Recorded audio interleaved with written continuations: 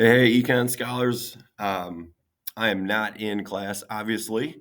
Hopefully, you've taken care of your pretest already and taken that and watched the clip from the crash course economics to make sure that that's all taken care of. Sorry, I don't know what's going on my video screen here, but that's okay. Then you don't have to watch me this whole time. But we are going to now jump forward and get into. We just saw the video about supply and demand. So we're going to start with demand and start to get into some of that work a little bit. So if you can get into classwork, hopefully you're seeing it up on my screen here. There are three different pieces to this demand PowerPoint notes and activity. And the first thing we're going to go through is those notes all together, which will then help you out a ton when we get into the activity that you need to do to complete this. So I'll give you a second here to get going on that.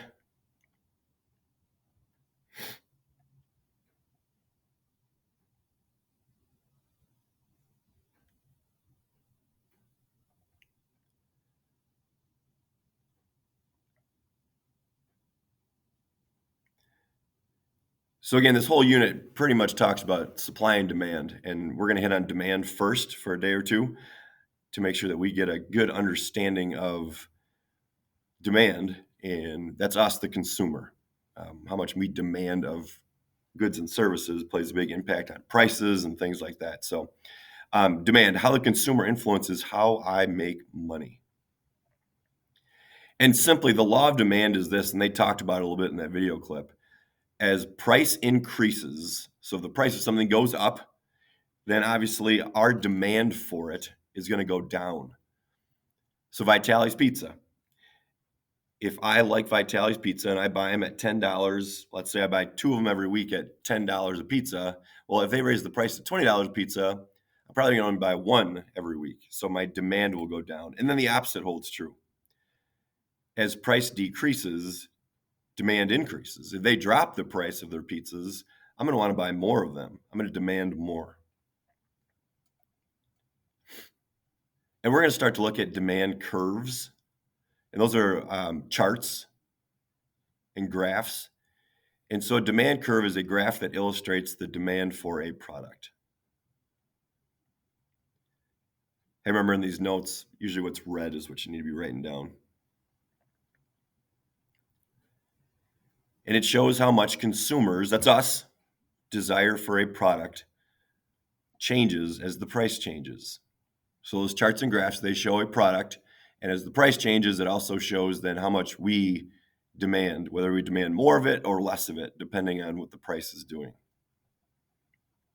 So a market demand curve, this curve illustrates the quantities of apple juice demanded at each price by all consumers in the market. So again, we take this kind of chart over here and tells us the price of a bottle of apple juice. If it's $1.75, we want 800 of them a week. If the price goes up to $1, we want less. We want 650, and so on and so forth. So you'll get this. It's called a demand schedule. And then you just put it over onto a line graph. And it shows you this. So we've got the prices on the left, the quantities or the amount of a good or service on the bottom. And we simply take those points and chart them. And that shows our demand curve. Then there's this term called elasticity. If you think about elasticity, is how much does something stretch? How much can it change? And with demand, the elasticity of demand, that's the degree to which changes in price cause changes in demand. Or if we change the price, will demand change a lot or will it change a little?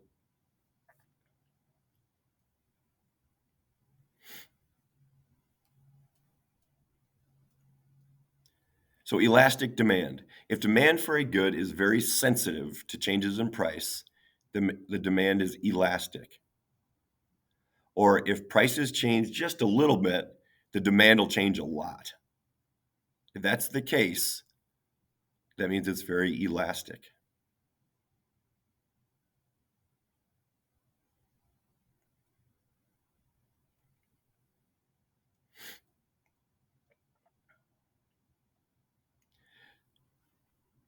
So if the price of pizza goes up even a little bit, demand goes down a lot.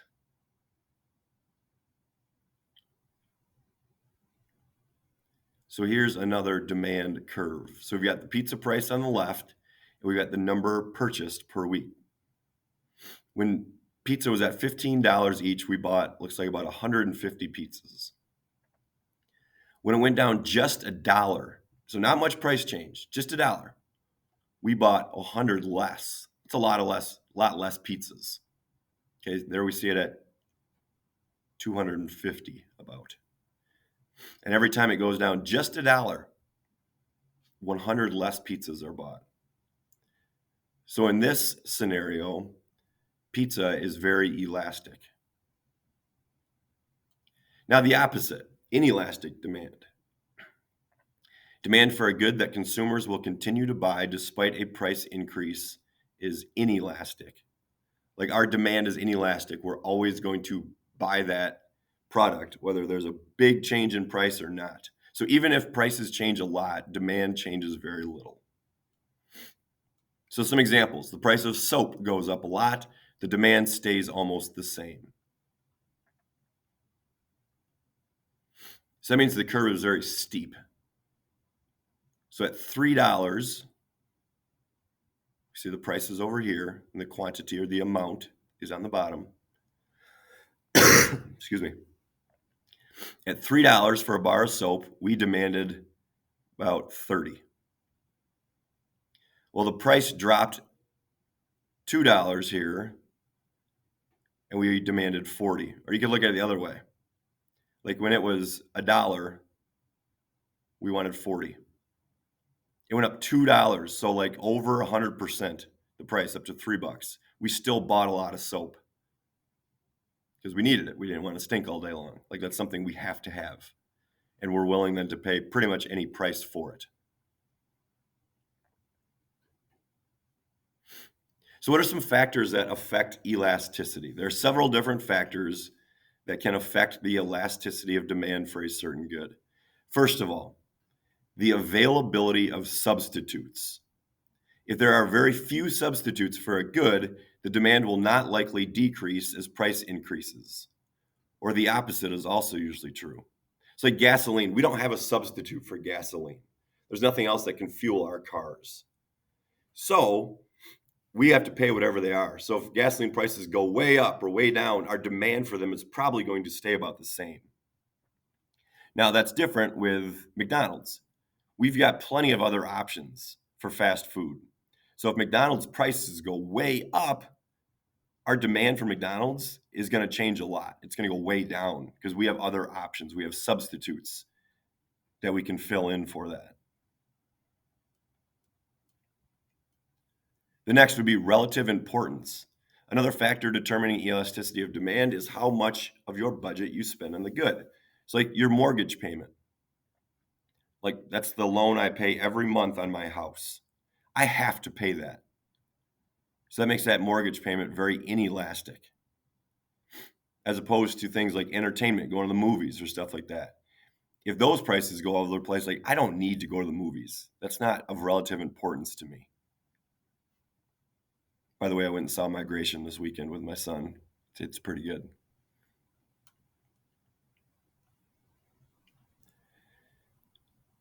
Third, necessities versus luxuries. Whether a person considers a good to be a necessity or a luxury has a great impact on the good's elasticity of demand for that person. Like food, we have to have food. So even if the prices go way up, like we're still going to buy it because that's a necessity. We have to have it. As opposed to jewelry. Yeah, we probably don't need to have that jewelry. So if prices go way, way up, we might not be buying that good. Our demand is probably going to go way down.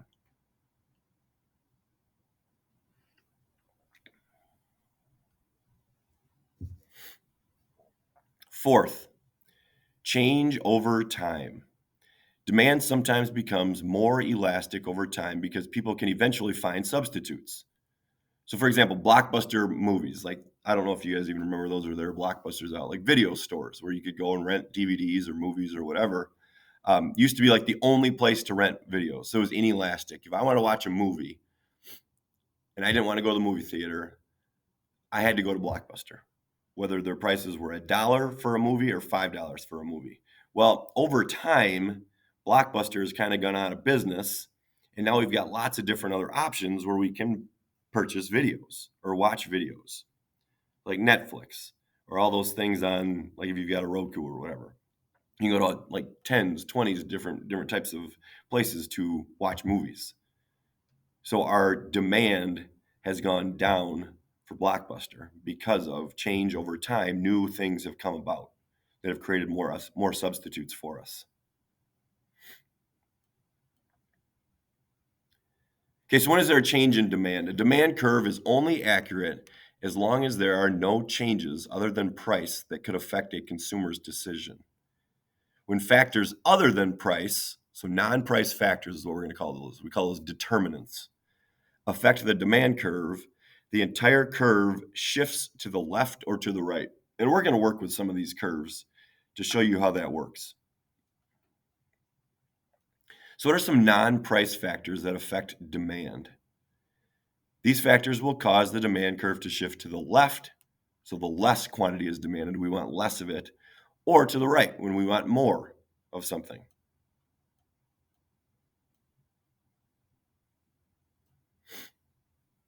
So change in demand. Recently, Farley High School changed boys hockey from a varsity sport to an intramural sport. As a result, they needed to buy fewer hockey pucks. The decrease in demand is shown by a shifting demand curve. So the prices of hockey pucks didn't change. Just the demand changed because of the move from hockey being a varsity sport. They just needed more pucks to becoming an intramural sport. So the original demand curve was this red line where at like $1.75, they used to buy, I don't know, about 10. $1.50, they used to buy about 20. $1.25, they used to buy about 30. $1, they used to buy about 40. Well, now they need less pucks. So that whole demand just shifts to the left. Prices of pucks didn't change, but their demand changed for it. And what are some of those non-price factors that might change our demand? One, a change in income. As people earn more money, the demand for luxury goods will increase. They've got more money to buy boats and snowmobiles and bigger houses and things like that. So the demand for those products is going to go up. As people earn less money, the demand for those luxury goods will decrease. So example, if I win the lottery, I'll buy a Jaguar for a car. If I get laid off, I'm going to have to maybe take the bus or buy a bike. The substitution effect. If there is a substitute product, demand for an item may be influenced by the price of the substitute. So if the price of butter goes up, people will substitute for margarine. Like they're going to look to buy something else. Or even in this case, the next one, like complementary products. The demand for an item will increase or decrease if the price of a complementary product, something that goes with it, increases or decreases. If the price of hot dogs goes up, the demand for hot dogs goes down, thereby naturally decreasing the demand for hot dog buns. That's a complementary good. Like hot dogs and hot dog buns go together. Hot dogs and ketchup. Maybe even hot dogs and potato chips, because you might have a barbecue or something like that when you have hot dogs. So if the demand for hot dogs, the original good, goes down, you're not going to go to the store and buy hot dog buns if you're not buying hot dogs. So the demand for all those other complementary products will go down as well.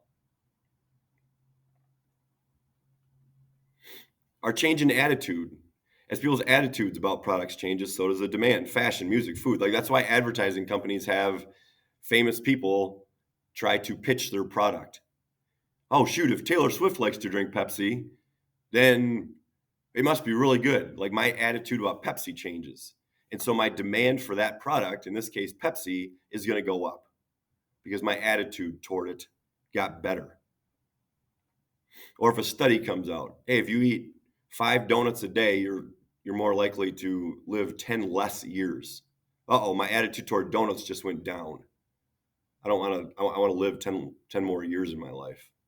So I buy less donuts. My demand for donuts goes down. All right, scarcity, going back to one of those terms we talked about last unit. How does scarcity affect demand? If there is a scarcity of an item, the demand goes up. Okay, when there's less of something, the demand goes up for it. Gasoline's a great example of that. When there's not a lot of gasoline available, people will rush to go buy gasoline. Or if they know like a storm is coming. And so they'll go to buy some things that, like a major storm, like a hurricane where the power is going to go out. Like they're going to rush to the store and buy those products that you're going to need, like bottled water, candles, I don't know, all that sort of stuff. And that those goods are going to become scarce then very fast. And people are going to rush even faster to get those products. All right, a boycott.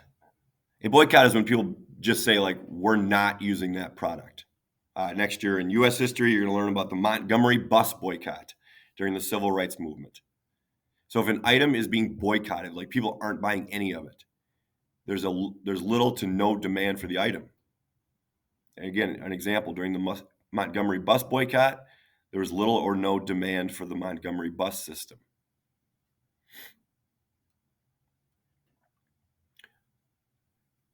Or let's look at kind of a current issue, not really anymore in the past couple of years, but how did the war in Afghanistan affect demand for things? Well, one, it increased demand for war-related resources, so like metal for bullets, vehicles, cloth for uniforms for our troops, gas masks. There was an increased demand for news. Like people watch it when there's a war going on, they want more of the news. So news interruptions during television shows, new news stations, internet sites, all that sort of stuff can be affected by some sort of conflict going on. Okay, so those notes are up on that PowerPoint. Hopefully you get those filled in.